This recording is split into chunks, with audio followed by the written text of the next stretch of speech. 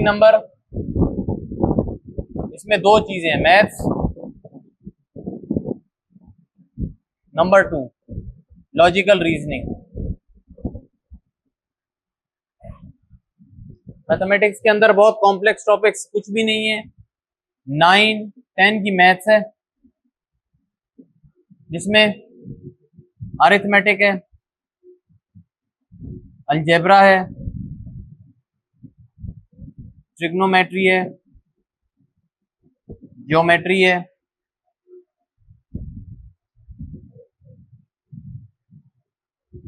Mensuration है।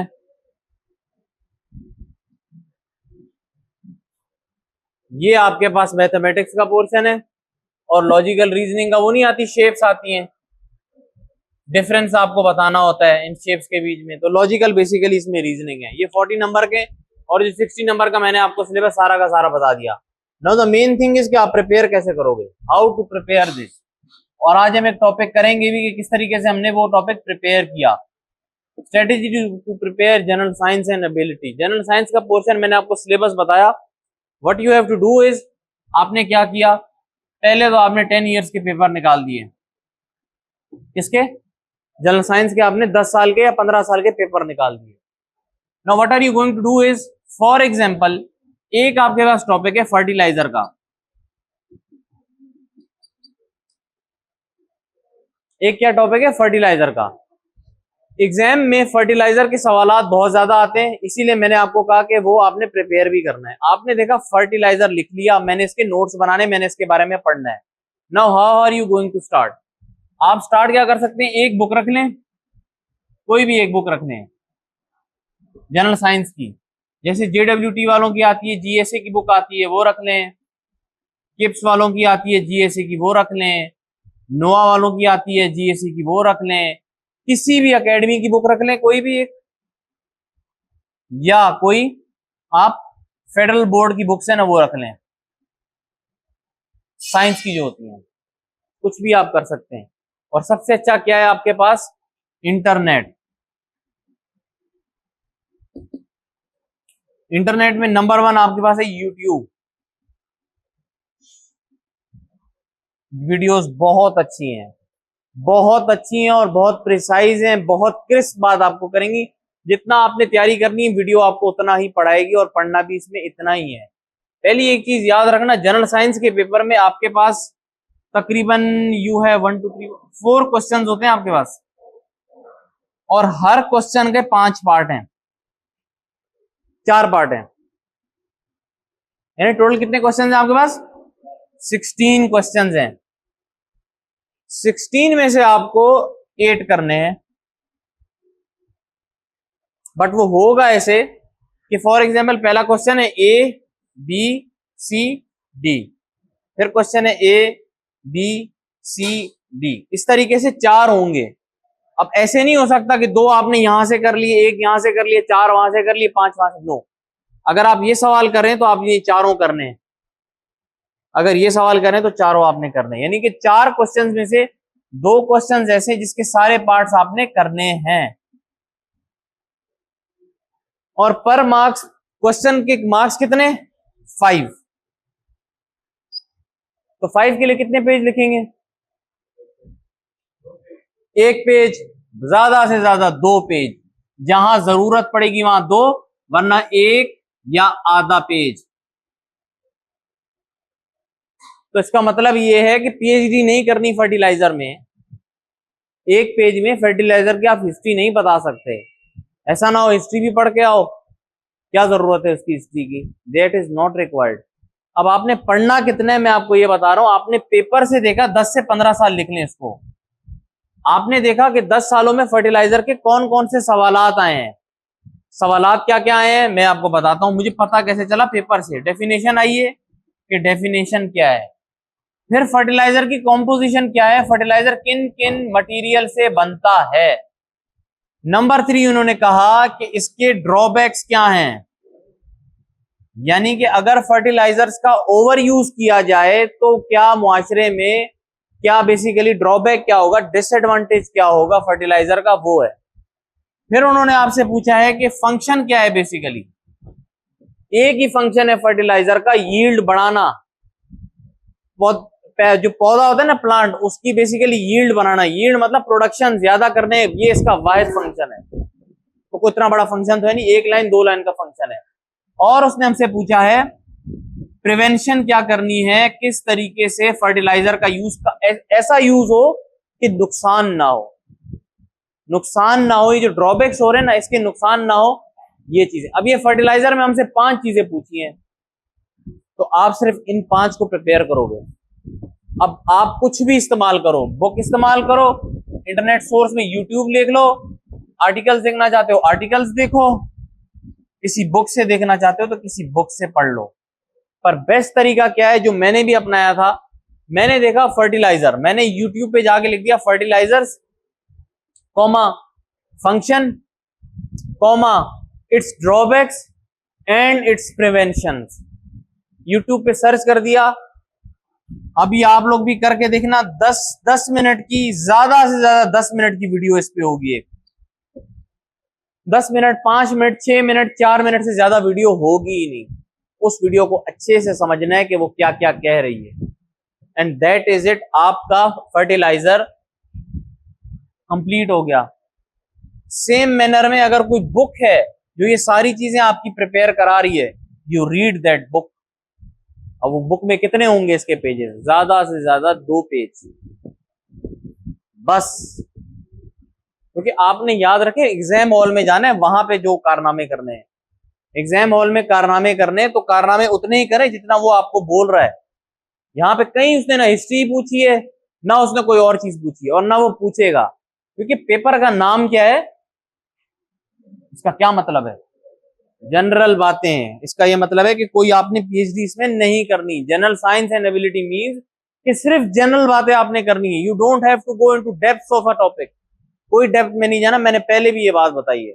और लड़के या लड़कियां यही गलतियां करती हैं कि डेप्थ में चली जाती हैं। वो कहते हैं पता है तुम्हें इसकी फर्टिलाइजर की हिस्ट्री क्या है, आपको बेवकूफ बनाते हैं। आपने पढ़नी ही नहीं है फर्टिलाइजर की हिस्ट्री। किसने बनाया था फर्टिलाइजर, वो भी नहीं पढ़ना।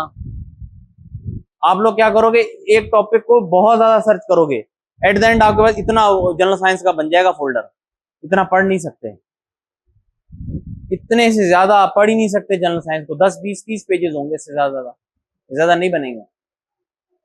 ठीक है। फिर नंबर 4, इसमें डायग्राम्स जहां पे आपको अप्रोप्रिएट मिले, वो डायग्राम्स आपने इंटरनेट से सर्च कर लेनी है। अब क्योंकि ये आपने लिखा होगा ना, यूट्यूब पे लिखे, या आप इसको गूगल पे लिखना, इमेजेस सेक्शन पे जाना, ऊपर टैब होता है ना इमेजेस का, इमेजेस पे चले जाओ, बहुत सारी तस्वीरें आ जाएंगी फर्टिलाइजर्स की, फर्टिलाइजर यूज की, ड्रॉबैक्स की। वहां से भी आप इसको तैयार कर सकते हो। वो तस्वीर आपने देखी अच्छी है, अगर आप बना रहे हो, फॉर एग्जाम्पल जिस तरीके से नोट्स हम बनाते हैं, किस फॉर्म में, हार्ड फॉर्म में, तो आप हार्ड फॉर्म में उस डायग्राम को बना के लिख लें। अगर आप अपना टाइम बचाना चाहते हैं तो आप क्या करेंगे, आप ई नोट्स बनाएंगे। ई नोट्स में आप पूरी पूरी तस्वीर को लिया, आपने गूगल उसमें MS वर्ड में, या आपके पास अगर वो है गूगल डॉक्स है, लगा लिया उसको, डेफिनेशन एक एक 2-2 लाइन की, आपके नोट्स बनते गए। जनरल साइंस जनरल पेपर है, कोई स्पेशलाइज पेपर नहीं है, इसमें एक्स्ट्रा नॉलेज की जरूरत नहीं है। जितना पूछा जाएगा उतना आपने जवाब देना है, और एग्जामिनर ने इससे ज्यादा कभी भी फर्टिलाइजर के बारे में नहीं पूछा आपसे। हर टॉपिक की अपनी एक चीजें हैं। वो फॉर एग्जाम्पल आपके पास आ जाएगा, मलेरिया आ गया, मलेरिया डिजीज है, वो कहेगा मलेरिया क्या है, आप बोलोगे मलेरिया डिजीज है। फिर वो आपसे पूछेगा सिम्टम्स क्या हैं उसके। अब ये मुझे चीजें कहां से पता चल रही हैं, पास पेपर से, कि मुझे क्या क्या वो पूछ सकता है, मुझसे सिम्टम पूछ सकता है, मुझसे पूछ सकता है अगर वो बीमारी क्रॉनिक डिजीज में कन्वर्ट हो जाए तो आपके साथ क्या क्या हो सकता है, मर भी सकते हैं आप। जो भी सिम्टम्स हैं, या जो भी आपके साथ कॉन्सिक्वेंसेस होंगे बिकॉज ऑफ दैट डिजीज, आप उसके नोट्स बना लेंगे। अब ऐसा तो नहीं हो सकता कि आप 15 चीजें लिखो, आप 3 से 4 चीजें उसकी लिखोगे, 3 से 4 सिम्टम लिखोगे, और 3 से 4 प्रिवेंशन की चीजें लिख दोगे। ऐसे होगा जीएसए का पेपर तैयार। ठीक है, पास पेपर को दिमाग में रखा, पास पेपर से मैंने आपको टॉपिक्स बताए। अगर फिर भी आपने और ज्यादा पढ़ना हो, बोले सर हमें गलत बता रहे हैं, तो आप सारा का सारा सिलेबस कवर कर लें, नॉट माय इशू। सारा का सारा कवर करें, अच्छी बात है। और जनरल साइंस एंड एबिलिटी में जितने ज्यादा नंबर लेंगे उतना ज्यादा फायदा है, क्योंकि इसके कैश के नंबर होते हैं। ये कैश के नंबर है, इसमें सोशल साइंस जैसी कोई चीज ही नहीं है। अगर आपने सही बात लिखी है तो आपको वो नंबर दे देगा, अगर गलत लिखा है तो नहीं देगा नंबर। सोशल साइंस में तो फिर भी आप बच जाते हो, कुछ भी लिख लो तो एक्सेप्ट हो जाता है, यहाँ पे ऐसे एक्सेप्ट नहीं होगा, गलत बात आप नहीं लिख सकते, क्योंकि ये बेसिकली साइंटिफिक ट्रुथ्स हैं। साइंटिफिक ट्रुथ को आप गलत नहीं लिख सकते, अपना इसमें ओपिनियन नहीं दे सकते। ठीक है, एम आई करेक्ट? ठीक है ना, इस तरीके से इसको कोशिश करनी है तैयार करने की। अब मैथ्स के पोर्शन में आते हैं। 7, 8, 9, 10 की जो बुक्स आपने पढ़ी है ना, वो सारी चीजें आपके जनरल जो वो जनरल एबिलिटी में वो सारी चीजें आती हैं, सब कुछ है। ग्राफ्स हैं, अलजेब्रा है, अरिथमेटिक है, ट्रिग्नोमेट्री है, ज्योमेट्री है, मेंसुरेशन है। मेंसुरेशन में क्या क्या आ जाते हैं? एरिया, सरफेस एरिया, वॉल्यूम सुना होगा। ये सारी चीजें जो आप 9, 10, 8, 7 में पढ़ के हैं ना, उसी लेवल के मैथ्स के सवाल पूछेगा, कोई ग्रेजुएशन लेवल के सवाल नहीं पूछता वो आपसे, ये याद रखना आप। अगर आपने 7, 8, 9, 10 में अच्छी मैथ्स पढ़ी है तो you can easily S this section, और आप 40 में से 40 नंबर पूरे उठा सकते हैं।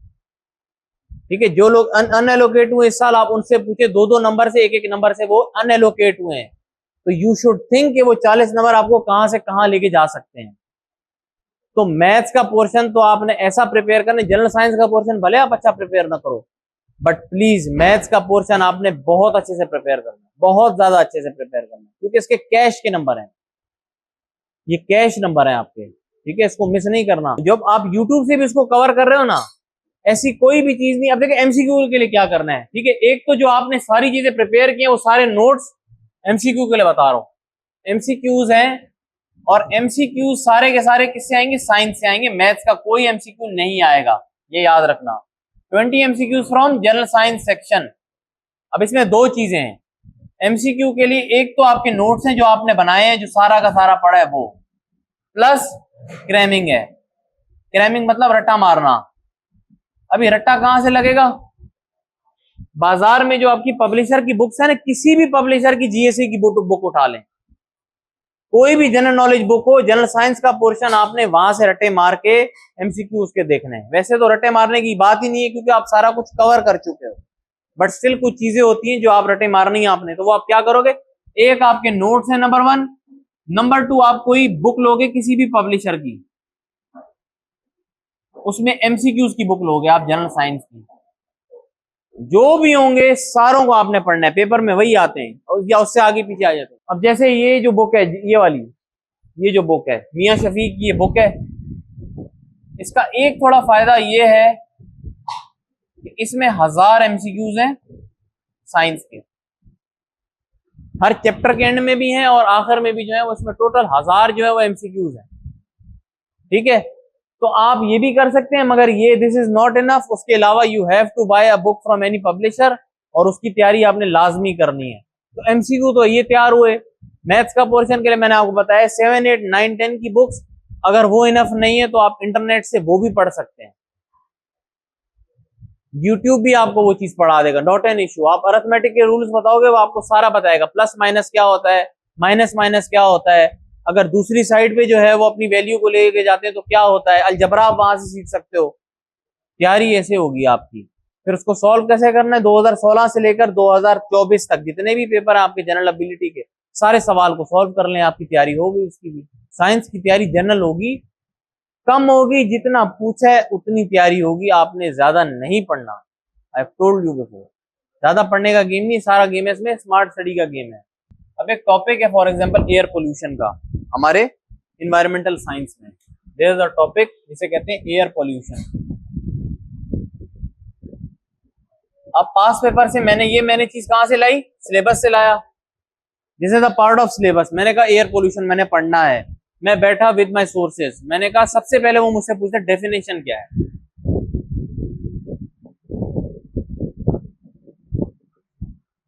क्या पूछते हैं? डेफिनेशन क्या है। मैंने क्या किया, अगर मेरा बुक है तो मैंने बुक से पढ़ी, यूट्यूब से पढ़ा, नोट से पढ़ा, कहीं से भी पढ़ा, मैंने इसकी 1 या 2 लाइन की डेफिनेशन निकाल लेनी है। Air pollution occurs when the air contains gases fumes, dust and ओडोर्स, मतलब बुरी स्मेल इन हार्मफुल अमाउंट्स, बस दैट इज इट। इससे ज्यादा क्या पढ़ने की जरूरत है आपको? कोई पढ़ने की जरूरत नहीं है। इसकी डेफिनेशन हो गई। नीचे चलते हैं। पहली चीज आपने उन्होंने आपसे डेफिनेशन मांगी है। नंबर 2, वो किसी न किसी पेपर में मांगता है कि causes of air pollution.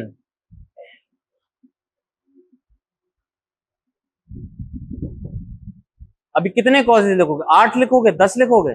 No, 4 to 5, इससे ज्यादा कोई नहीं लिखना। मैंने एक लिखा है एग्जॉस्ट फ्रॉम व्हीकल्स। इसका क्या मतलब है? गाड़ियों का धुआं। इसमें और क्या पढ़ूं मैं? मुझे पता है मैं इसमें और क्या पढ़ूं। There is nothing else to read. इससे ज्यादा एक कॉज ये है कि गाड़ियों का धुआं। नंबर 2 मैं कह रहा हूं इंडस्ट्रियल प्रोसेसेस। अब ये क्या होता है? फैक्ट्री से देखे धुआं आ रहा होता है, फ्यूम्स आ रहे होते हैं। ये भी एक सोर्स है इसकी। बहुत सोर्सेज हैं, ये तो मैंने अभी कुछ लिखी हैं। फिर एरोसेल यूजेज, स्प्रेज नहीं होते हमारे पास, स्प्रेज हैं, परफ्यूम्स हैं, इन्हें हम कहते हैं एरोसोल। उसके यूजेज से भी आपकी एयर पोल्यूशन होती है, क्योंकि उसमें क्या होते हैं? उसमें होते हैं क्लोरोफ्लोरोकार्बन। इन यूजेज की वजह से भी हमारी क्या होती है? एयर पोल्यूशन होती है। फिर वॉल्केनिक इरप्शन से भी आपके पास एयर पोल्यूशन होती है। जब वोल्केनो लावा निकालता है ना, तो उसके साथ साथ वो बहुत सी गैसेस निकालता है, वो भी हार्मफुल अमाउंट्स में। For example nitrogen dioxide, carbon monoxide, इस तरीके की वो चीजें निकालता है। उससे क्या हो रही है हमारे पास? एयर पोल्यूशन हो रही है। एक एक लाइन की ये चीजें, बिलीव मी। उसके अलावा मैंने इसमें लिख लिया है over use of pesticides and fertilisers.